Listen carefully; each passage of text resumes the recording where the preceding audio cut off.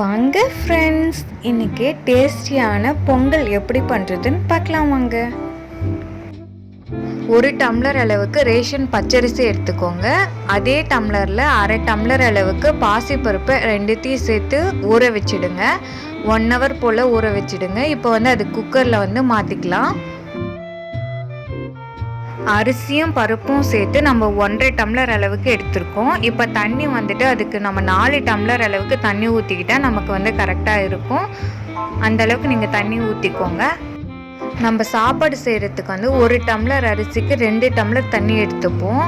இப்போ பொங்கலுக்கு 1 டம்ளருக்கு இன்னும் ஒரு அரை டம்ளர் நம்ம சேர்த்து எடுத்துக்கிட்டோம்னா நமக்கு பொங்கல் ஆறி போனாலும் நமக்கு கெட்டியாகாது.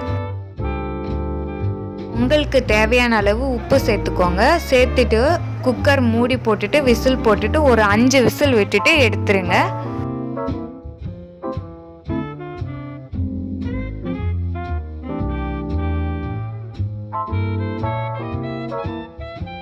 இப்போ தாளிக்கிறதுக்கு ஒரு பேன் எடுத்துக்கோங்க. அதில் தேவையான அளவுக்கு நெய் ஆட் பண்ணிக்கோங்க. இப்போ நான் 3 கரண்டி அளவுக்கு நெய் ஆட் பண்ணியிருக்கேன்.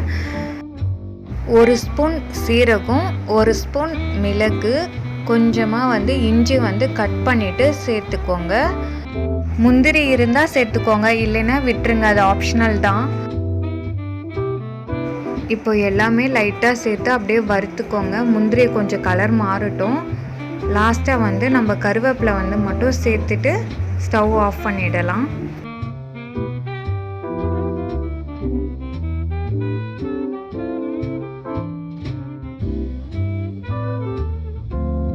இப்போ நம்ம தாளிச்சதை பொங்கலில் சேர்த்துக்கலாம். சேர்த்துட்டு நல்லா மிக்ஸ் பண்ணிவிடுங்க.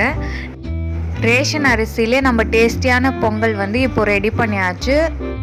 பொங்கலுக்கு தேங்காய் சட்னி, சாம்பார், மெதுவடை வச்சு சாப்பிட்டோம்னா நமக்கு சூப்பராக இருக்கும். நீங்களும் ட்ரை பண்ணி பாருங்கள் மறக்காமல். இந்த வீடியோ உங்களுக்கு பிடிச்சிருந்தா லைக் பண்ணுங்கள், கமெண்ட் பண்ணுங்கள், சப்ஸ்கிரைப் பண்ணுங்கள். தேங்க்யூ.